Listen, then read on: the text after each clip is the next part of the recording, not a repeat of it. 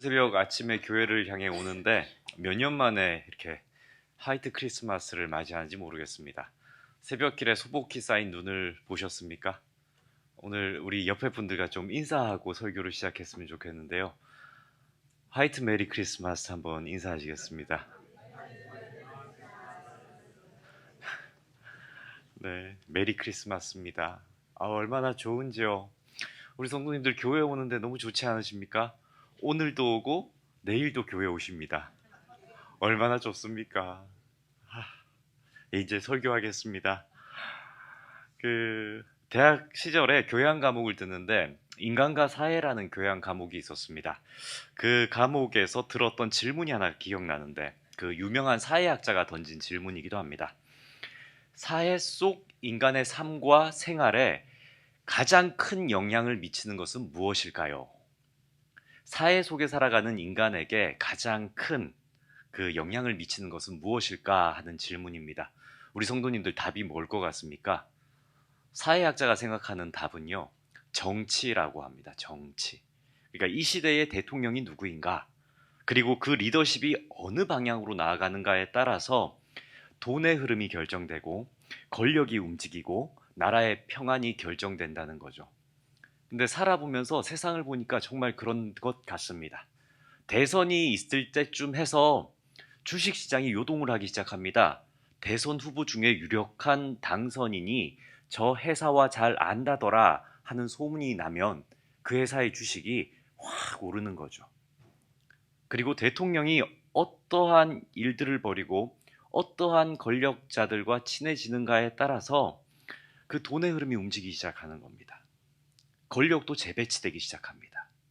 또한 대통령이, 그 리더자가 어떠한 나라와 친하고 어떠한 나라와 수교를 맺느냐에 따라서 나라의 평안, 안보가 결정되기도 합니다.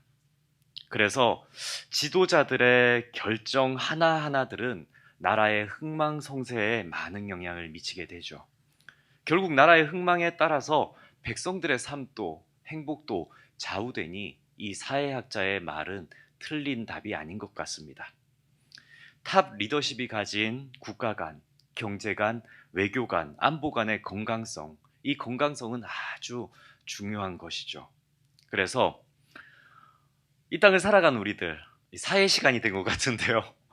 이 땅을 살아가는 우리들은 참 우리 민족의 지도자를 선출하고 결정하는 일에 많은 관심을 쏟아야 하고 잘 판단할 수 있는 지식과 지혜가 있어야 합니다.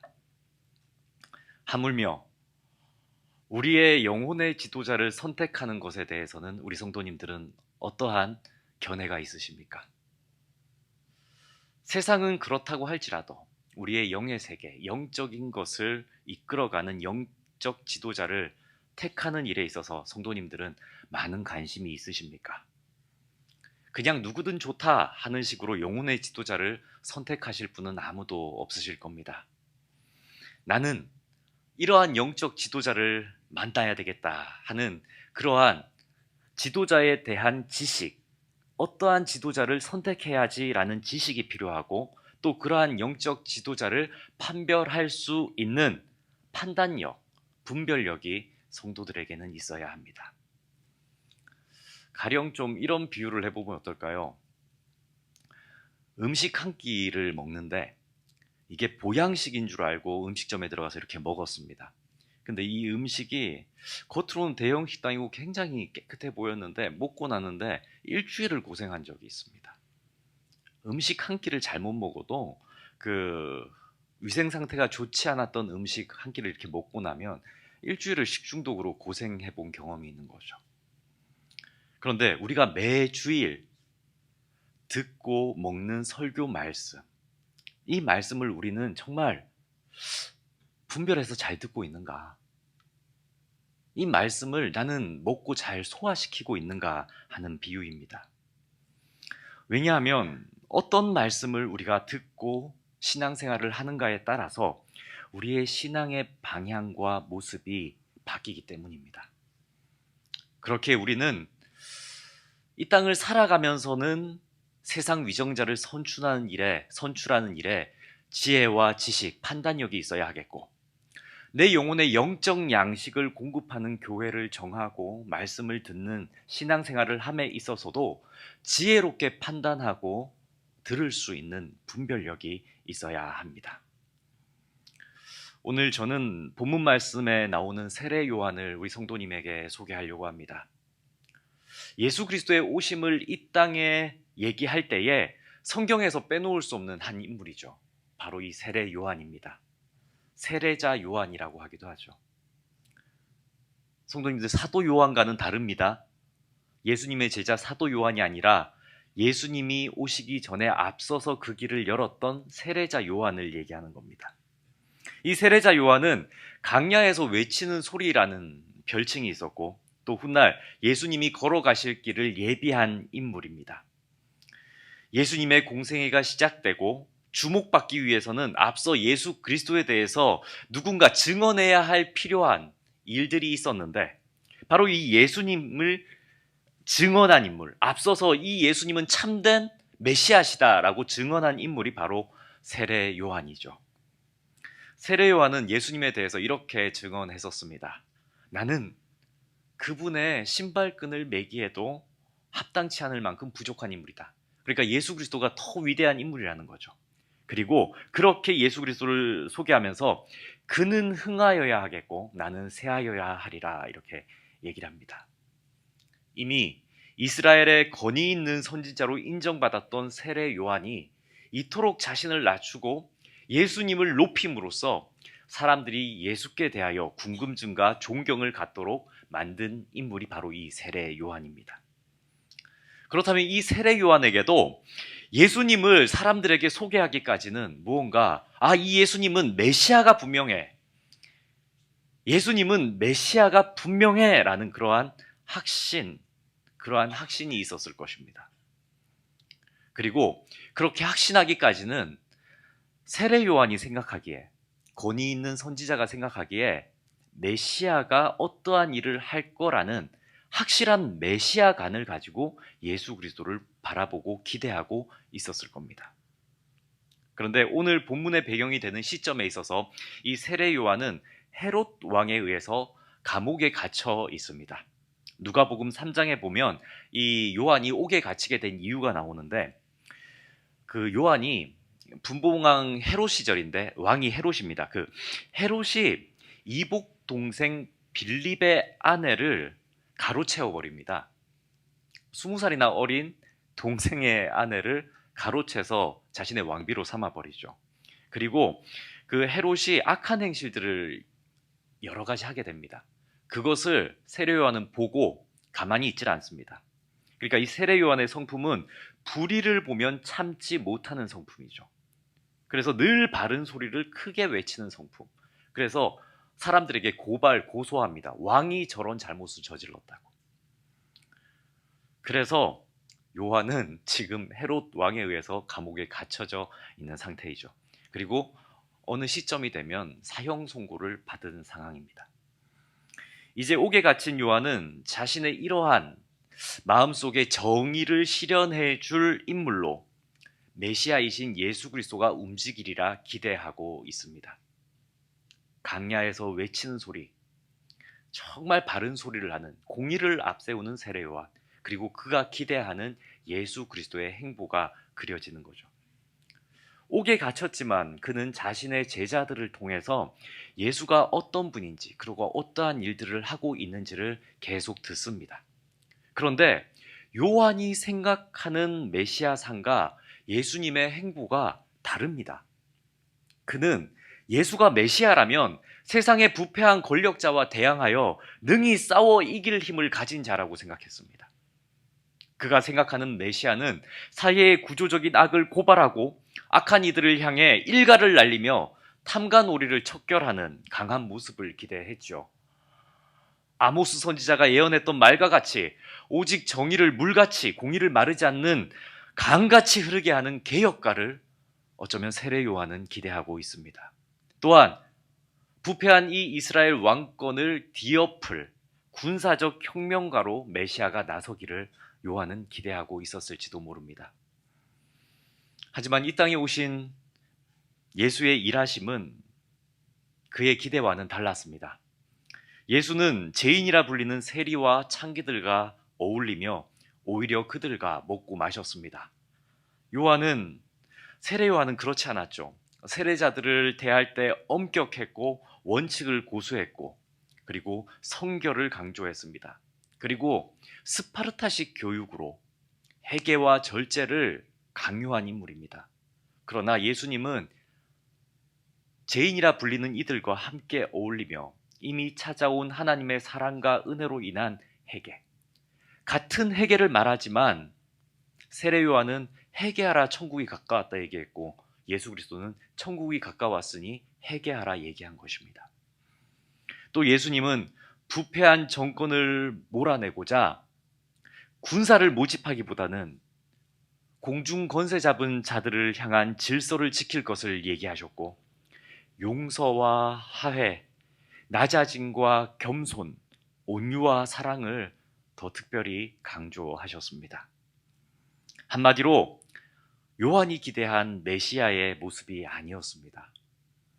그는 권위 있는 개혁가, 고결한 원칙주의자를 메시아로 원했지만 예수님의 행보는 그렇지 않았다는 얘기입니다.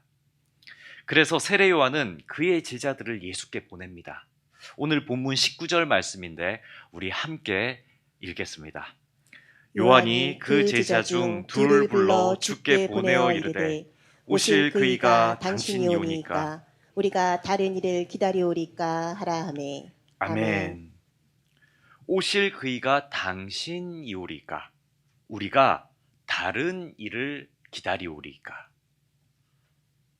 이 말을 하는 세례 요한의 의도가 무엇이겠습니까? 당신이 하는 모든 일들이 정말 메시아적인 사역이 맞는가? 자신의 생각과 다른데 정말 메시아인 게 맞느냐라는 질문이겠죠. 오실 그이가 당신이 오니까 아니면 우리가 다른 이들을 기다리오리까? 이 구절 속에 담겨 있는 세례 요한의 의문입니다. 우리도 교회 목회자들을 바라볼 때 원하는 이상형이 있을 수 있습니다. 그렇지 않습니까? 우리 성도님들도 목사를 바라볼 때 우리 목사님 이랬으면 좋겠다 하는 이상형이 있겠죠. 성도님들은 어떤 목사를 원하십니까? 최근 기독신문에 실린 기사를 제가 조금 읽어드리겠습니다. 들어보세요. 제목: 교인들 명솔교가보다 섬김의 종 원한다. 이게 제목입니다. 그리고 소제목으로 나에게 관심 갖고 사랑 주는 인품 좋고 인격 갖춘 우리 목사님이 좋아요. 이 기사입니다. 기사. 성도들은 출석교회 목회자가 갖춰야 할 요소로 성도에 대한 관심과 사랑 그리고 인품, 인격을 첫 손에 꼽았다. 그러나 목사의 충족도는 성도들의 기대에 미치지 못했고 이는 목사의 결격 사유 1위, 2위로 이어졌다. 기독신문 12월 22일자 기사입니다. 어떠십니까? 그러십니까? 우리 성도님들도 이런 목사님이 좋으세요? 과거에는 예언자적 목사를 교회가 선호했었습니다. 카리스마 있고 목소리도 조금 이렇게 갈갈하신 분들 있지 않습니까? 와, 저분 기도 많이 하셨구나 이렇게 들려지는 목소리. 그런 좀 영험해 보이는 그런 예언자적 목사님을 원했죠. 지금도 그러한 목회자상을 원하고 바라시는 분들이 여기 계실지도 모르겠습니다. 여튼 아무튼 시대에 따라서 성도들의 목사 이상형은 이렇게 좀 바뀌어지고 있는 것을 우리는 기사를 통해서 볼 수 있습니다. 저에게도 되고 싶은 목회자로서의 모습이 있습니다. 어떤 모습일까요? 뱀 같은 지혜에 비둘기 같은 순결함을 갖추고 신방을 아무리 다녀도 피곤하지 않을 사슴 같은 다리를 가지고 있고 얼마나 좋습니까? 그리고 성도님들이 주시는 대로 먹을 수 있는 소 같은 밥통을 가진 은혜롭죠. 그리고 어떤 말을 들어도 놀라지 않는 사자 같은 심장을 가지고 저도 그런 목회자가 되고 싶습니다. 그뿐이겠습니까? 입술을 열기만 하면 천사의 음성이 나오고 얼굴까지 다비드상과 같은 그런 조각 같은 얼굴이라면 이 강단에 설 때마다 찬양대가 지금처럼 활짝 웃고 있지 않겠습니까? 아멘이 절로 나오죠. 하지만 그 모든 것이 다 부족해도 저는 반드시 이것만은 하나 가져야 하는 목회자의 자질, 필수적인 게 있어야 한다고 생각합니다. 그것은 하나님의 말씀에 붙들린 종이어야 한다는 자질이죠. 목사라면 반드시 성령으로 중생을 경험하고 말씀 앞에 겸손히 가르치려 하기보다는 자신을 먼저 돌아볼 수 있는 말씀 앞에 깨어진 목회자야 하지 않을까라는 자질입니다. 성도님들은 어떤 목회자의 모습을 기대하고 바라고 있으십니까? 이러한 오늘날에 우리가 목사를 기대하는 것과 같은 심정으로 세례 요한도 메시아 예수 그리스도를 바라보고 있었습니다. 그런데 세례 요한이 생각하는 메시아상이 세례 요한에게 맺히기까지는, 그런 간이 형성되기까지는 세례 요한의 삶과 밀접한 관련이 있습니다. 이 세례 요한은 성령에 붙들린 바 된 후에 어떠한 삶을 살았냐면 세속을 떠나 강야에서 석청과 메뚜기로 음식 삼으며 주의 길을 예비했던 사람입니다. 그러니까 수도원과 같은 생활, 수도사와 같은 원칙을 고수하고 음식에 있어서도 먹는 것에 있어서도 관계에 있어서도 모든 절제, 희생을 아끼지 않은 인물이죠. 그래서 이 세례 요한은 무언가 카리스마 있는 공의의 메시아를 예수님에게 기대하게 된 것입니다. 그래서 이 세례 요한은 비록 자신은 감옥에 갇혔을지라도 제자들을 시켜서 예수님의 향후 메시아적 행보에 대해서 묻기 원했고, 그래서 그 물은 후에 아마 세례 요한은 그 대답에 따라서 메시아를 향한 자신의 증언을 어떻게 할지 결정하려 했을지도 모르겠습니다. 이제 그 세례 요한의 제자들이 예수를 찾아옵니다. 그리고 요한이 시킨 대로 예수께 묻죠. 20절의 말씀입니다. 제가 읽어드립니다.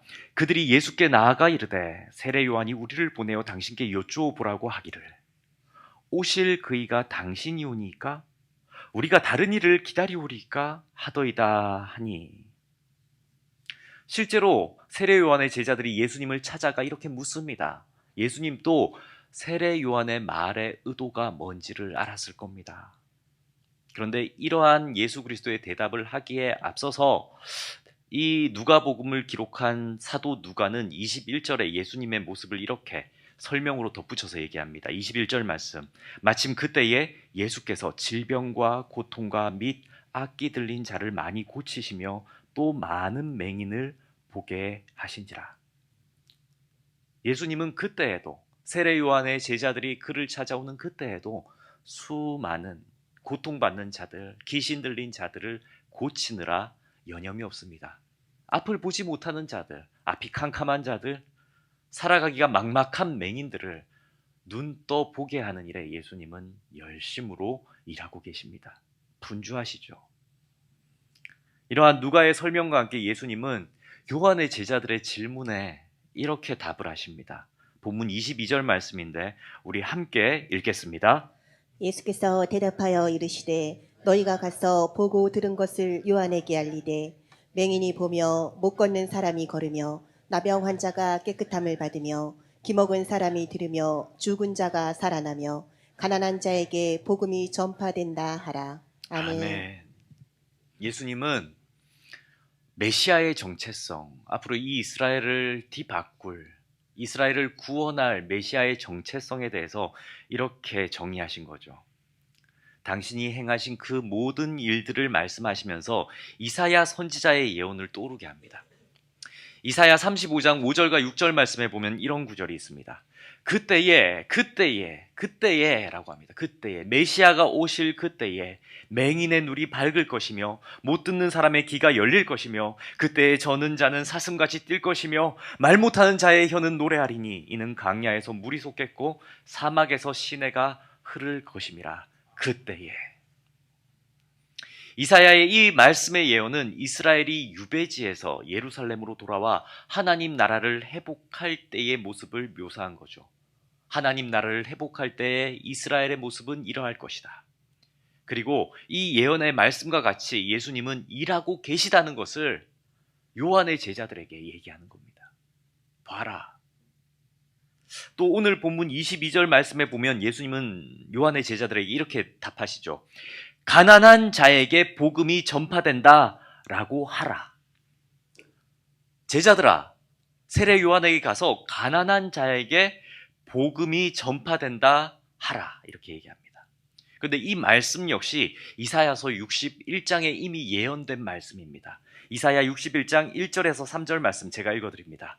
주 여호와의 영이 내게 내리셨으니 이는 여호와께서 내게 기름을 부으사 가난한 자에게 아름다운 소식을 전하게 하려 하심이라. 나를 보내사 마음이 상한 자를 고치며, 여기서 가난한 자가 누굽니까? 마음이 상한 자를 고치며 포로된 자에게 자유를, 갇힌 자에게 노임을 선포하며 여호와의 은혜의 해와 우리 하나님의 보복의 날을 선포하여 모든 슬픈 자를 위로하되 무릇 시온에서 슬퍼하는 자에게 화관을 주어 그 죄를 대신하며 기쁨의 기름으로 그 슬픔을 대신하며 찬송의 옷으로 그 근심을 대신하시고 그들이 의의 나무 곧 여호와께서 심으신 그 영광을 나타낼 자라 일컬음을 받게 하려 하심이라. 아멘. 말씀이 보이십니까? 예수 그리스도가 왜 이리 분주한가? 예수님은 세례 요한이 기대하는 용맹한 군사적 제왕, 즉 세상의 건세자들 위해 군림하는 제왕적 하나님을 보여주지 않습니다.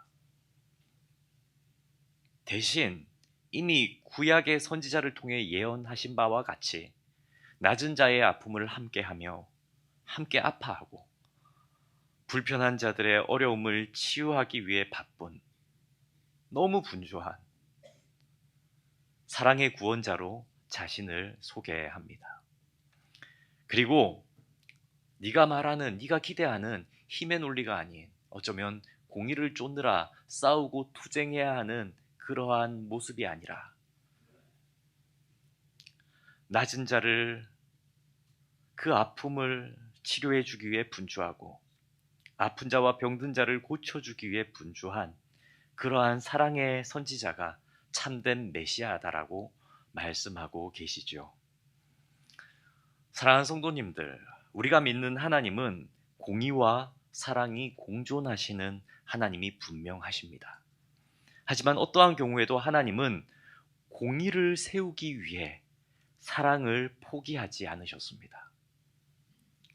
심판하시기 위해 인간을 죽이시기보다는 심판하려 하셨으나 인간을 죽일 수가 없어서 도리어 자기 자신을 죽이신 분이 바로 하나님이십니다. 오직 하나님은 사랑으로 그 공의를 더욱 굳건히 세우신 분이죠. 결국 예수님은 사랑하기 위해 이 땅에 오셨고 우리를 사랑하셨으며 우리를 사랑하시기 위해 죽으셨고 우리에게 사랑을 남기셨습니다. 그리고 세례 요한에게 이 말을 전하라고 하십니다. 본문 23절 말씀입니다. 누구든지 나로 말미암아 실족하지 아니하는 자는 복이 있도다 하시니라. 아멘. 무슨 뜻입니까? 옥에 갇힌 요한아, 비록 네가 기대한 메시아의 모습이 아닐지라도 말씀에 예언된 메시아의 일하심을 보라. 사랑이라, 사랑. 사랑으로 세상이 바뀌게 될 것을 기대하라라는 말씀입니다. 교회는 사랑만 강조하는 것 같습니다. 사랑하라라고 얘기합니다. 저 힘들어요, 어려워요. 저 사람 때문에 힘들어요, 어려워요.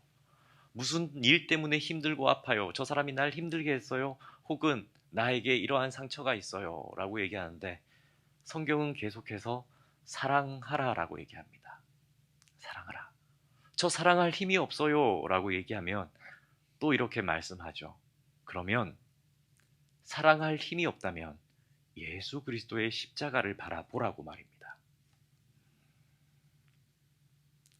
예수님은 요한복음 3장 16절에 이렇게 말씀하셨습니다. 하나님이 세상을 이처럼 사랑하사 독생자를 주셨으니 이는 그를 믿는 자마다 멸망하지 않고 영생을 얻게 하려 하심이라. 아멘. 너무 잘 아는 말씀이죠. 하나님이 세상을 사랑하셔서 독생자를 보내셨다는 말씀입니다. 그리고 연이어서 예수님은 이렇게 말씀하십니다. 17절 말씀인데, 하나님이 그 아들을 세상에 보내신 것은 세상을 심판하려 하심이 아니요 그로 말미암아 세상이 구원을 받게 하려 하심이라. 아멘. 그런데 보십시오. 이 구절 속 뒷구절, 그로 말미암아 세상이 구원을 받게 하려 하심이라. 무슨 얘기입니까? 예수 그리스도가 하신 말씀입니다.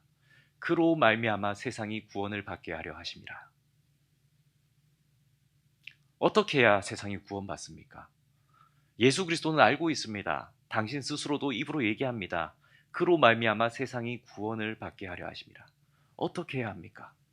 자기를 죽여서 세상이 구원을 얻게 될 것이라는 고백입니다. 때론 우리도 세례 요한과 같은 기대를 하는 모습이 있습니다. 우리는 때론 작은 일에도 하나님의 공의를 말하고 시시비비를 가리기를 원하죠. 하지만 그러한 논쟁과 시비를 가리기에 앞서서 우리의 마음속에 사랑이 앞서고 있는지 살펴보시기를 바랍니다. 이 세상의 모든 악인들을 벌하시기에 앞서서 그 악한 자들을 향해서 우리는 사랑을 가르쳐 주었는지, 그 사람은 예수 그리스도의 사랑을 아는 사람인지 그 사랑을 점검해 보아야 합니다. 만일 하나님께서 이 세상에 오셔서 악인들을 모두 심판하시기를 원하신다면 어쩌면 여기 모인 우리들도 그러한 하나님의 공의 앞에 멸망당하지 않을 사람은 없을지도 모르겠습니다. 사랑하는 성도님들, 오늘 본문 말씀을 통해 예수 그리스도가 이 땅에 오셔서 무엇을 하셨는가? 정말 이 땅을 구원하기 위해 예수 그리스도는 이 땅에서 무엇을 하셨던가 한번 깊이 생각할 수 있게 되기를 축복합니다.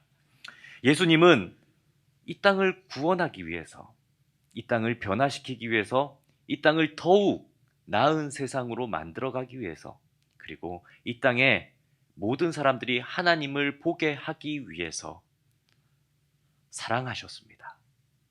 그래서 죄 많고 흠 많던 우리도 예수 그리스도의 사랑을 입을 수 있었습니다.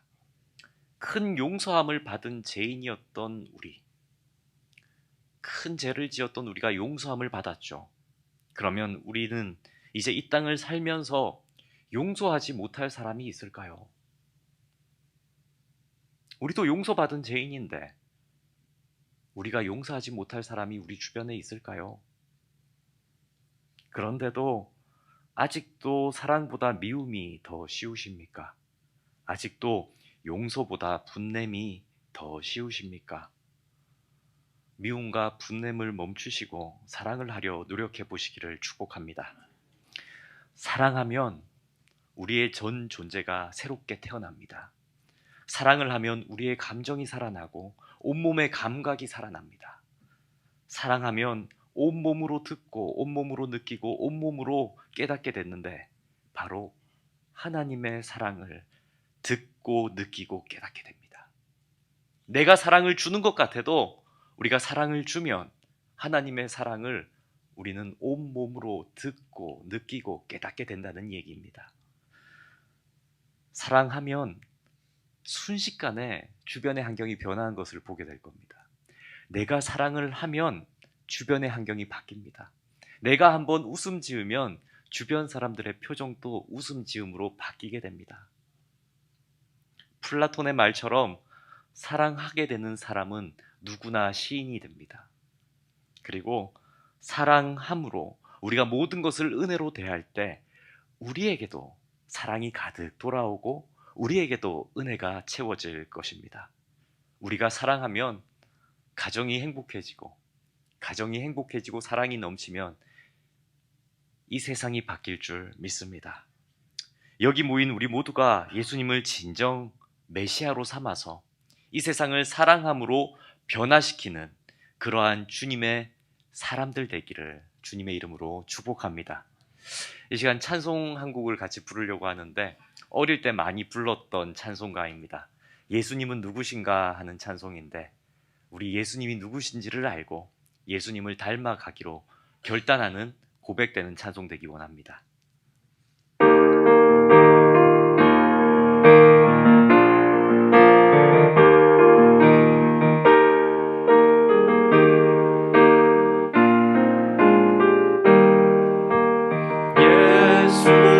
예수님은 누구신가?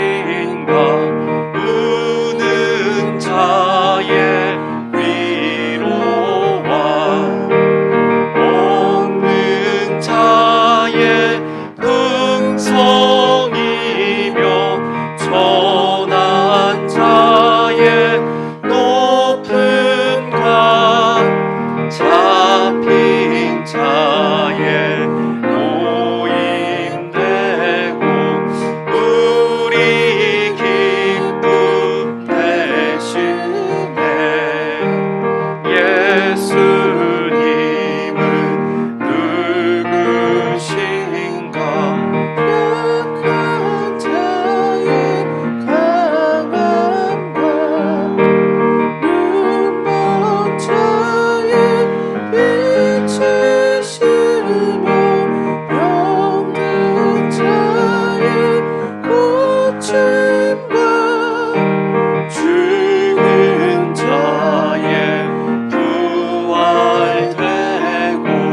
우리 생명 되시네. 예수님은 누구신가? 주한 자의 정함과 죽을 자의 생명이며 죄인들의 중보와 멸망자의 구원되고 우리 평화 되시네. 예수님은 누구신가? 온 교회의 머리와 온 세상의 구주시며 모든 왕의 왕이요 심판하신 주님 되고 우리 영광 되시네. 우리에게 예수 그리스도를 보내주신 하나님 아버지, 이 시간 말씀을 통해 이 땅에 메시아로 오신 예수님께서 사랑으로 이 세상을 바꾸려 하심을 깨닫게 하시니 감사드립니다. 예수님을 닮아 살아가려는 저희에게도 사랑의 마음을 가득히 채워 주옵소서. 세상의 모든 이들을 바라볼 때 사랑의 눈으로 대하게 하시고 사랑의 힘을 믿으며 이 세상을 변화시켜 살아가게 하옵소서. 예수 그리스도를 따라 사랑으로 살아가는 저희들 되게 하옵소서. 이 모든 간구 우리 주 예수 그리스도의 이름으로 기도드립니다. 아멘.